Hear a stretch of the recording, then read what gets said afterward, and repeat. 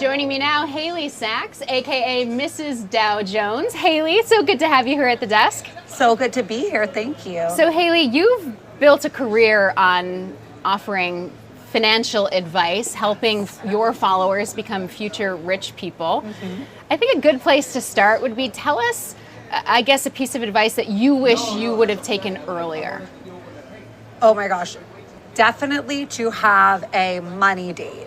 Like have a set time every single month that you force yourself to sit down with your finances. I think that this would have made me a future rich person a lot sooner. What do you think as you start to look at what you're spending money on, what people are spending money on? What's the dumbest thing people are spending money on right now? Well, I mean, I feel like dumb sort of shames people, and there's already so much of that around our relationship with money, and everyone's relationship to money, what they like to spend on, is different.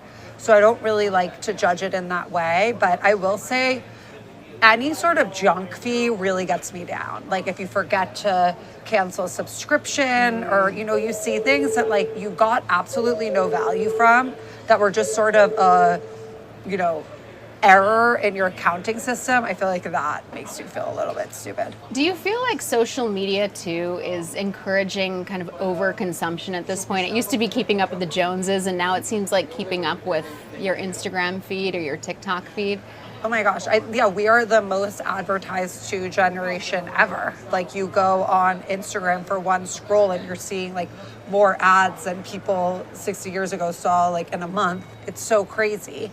And I think that it's such a highlight reel. You're really only seeing the best parts of people's lives, which of course, includes all of these purchases and trips and successes. And so it can make you feel bad about yourself, and you feel like you need to have those same things and spend money in the same way in order to like have as fabulous a life.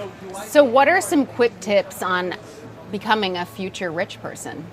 Well, I would say the money date is a really big one. And then I would also say know what you value, because you can have basically anything, but you can't have everything. So, really understanding what you love spending money on. Like if you love, going to concerts, or you love travel, or you love filling your home with plants and you want to go every weekend to, get a new one. Understanding what you really love spending money on and like makes your life better versus we all have those purchases where we're like, cool, yeah, that one didn't really work for me, and then really narrowing in on that. Yeah, most every time I order anything from Amazon, I'm like, yes. Did I really need this? Yeah. No, or even not like really. Sushi delivery, I feel like always gets me, where I'm like, ew, like I should have just gone to dinner like with a friend. That would have been, a really great way to spend my money, but like this is sort of gross. Yeah, not paid all those extra fees. What's one piece of financial advice that you actually ignore? Definitely that you have to buy your home. I'm all about renting. I think that it is, gives you so much more flexibility. There's so many less costs that you have to incur. I would rather be investment and cash rich versus house poor than the opposite, which I see so many people struggle with, where like their fixed expenses are so high just because they've chased this idea of the American dream that we need to be homeowners, and it just causes them so much stress.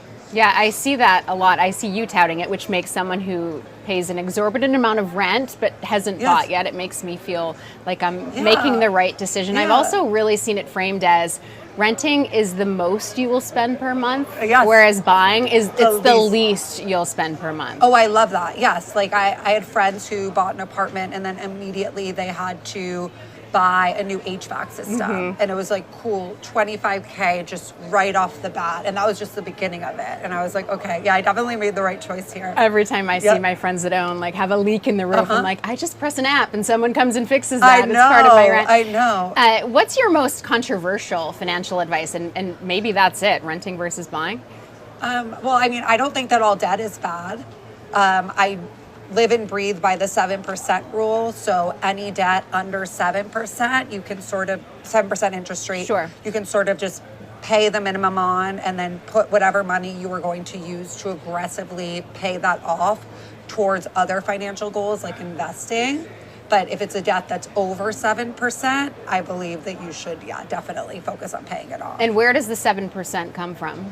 Well, because the stock market over time, adjusted for inflation, will return around 8 to 10%.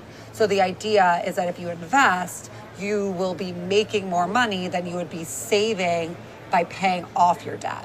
So you have millions of followers across all platforms. Yes. I'm assuming you have a good sense of how people are doing and feeling and what they're spending money on, how much debt they're in.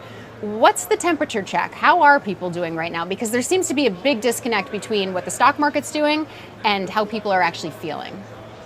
That's such a great question. I mean, we're seeing every day stock market highs are being reached. The Dow is going crazy. But then you're seeing numbers about inflation and about layoffs and student loans. And it is so hard to, survive as an everyday American. I think that if you are if you're a rich person, it's a great time to be in America. You're owning the stock market, you feel awesome.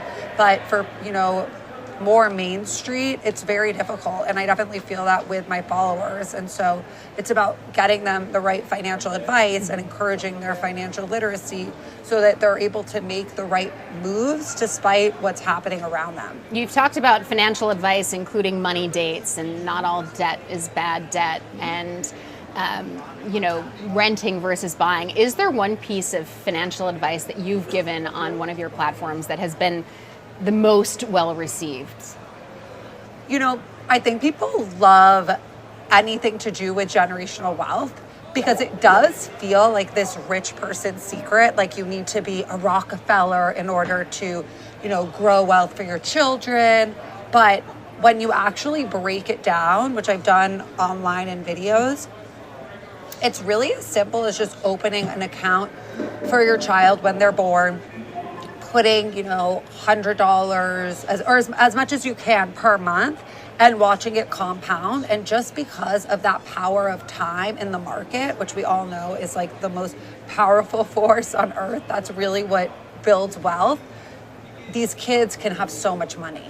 So it feels almost like a magic trick that you're never taught. And it's like, no, it's an easy magic trick.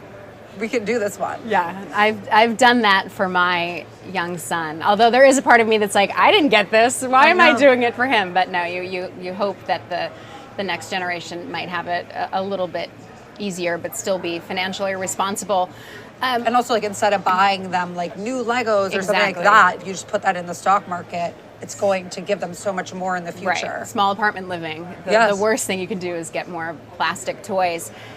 So that's the investment side. Then there's the emergency fund side. How much should people actually have in their emergency fund for, if we talked about layoffs, if they potentially get laid off, or if, an emergency actually happens?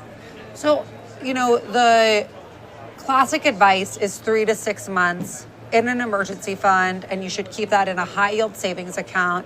So you're earning some interest, but it's still super liquid.